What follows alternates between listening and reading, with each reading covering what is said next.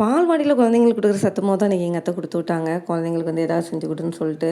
குழந்தைங்களுக்கு செய்கிறோமோ இல்லையோ எனக்கு வந்து டெம்ப்ட் ஆயிடுச்சு. ஸோ வந்து பசங்களுக்கு வந்து கூழ் செய்யும் முன்னாடி நானும் அப்பப்போ கொஞ்சம் எடுத்து வாயில போட்டுக்கிட்டே தான் வந்து சாப்பிட்டுக்கிட்டே தான் செய்ய ஆரம்பித்தேன். காஃபிக்கு பதிலா வந்து சாயங்காலம் ஸ்கூல் போயிட்டு வந்த பிறகு காஃபிக்கு பதிலா வந்து கூழ் மாதிரி செஞ்சு கொடுத்துடலாம். அது ரொம்ப ஹெல்த்தி தான்னு சொல்லிட்டு அதுதான் வந்து கருப்பட்டி போட்டு இன்றைக்கி செய்யணும்னு சொல்லி பிளான் பண்ணி செஞ்சேன். பையன் ஸ்கூல்லேருந்து வர முன்னாடியே வந்து செய்ய ஸ்டார்ட் பண்ணிட்டேன். சுடுதண்ணி வச்சு அதில் வந்து ஒரு 2, 3 ஸ்பூன் போட்டு நல்லா வந்து கட்டி இல்லாமல் கரைச்சி உள்ளே ஊற்றிக்கிட்டேன். அப்புறம் கருப்பட்டியை வந்து ஃப்ரிட்ஜிலேருந்து எடுத்து உடைச்சா கருப்பட்டி உடையுதோ இல்லையோ அது கருங்கல் மாதிரி இருக்குது. அப்புறம் மத்து தான் உடஞ்சி போச்சு. அப்புறம் ஒரு வழியாக அதை உடன்னு உடச்சி கொண்டு உள்ளே போட்டேன். அப்புறம் டேஸ்ட் பார்த்து எனக்கு கொஞ்சம் இனிப்பு பத்தாத மாதிரி இருந்துச்சு. ஏன்னா நம்ம தான் இனிப்பு பைத்தியமே நிறைய சாப்பிடுவோமே.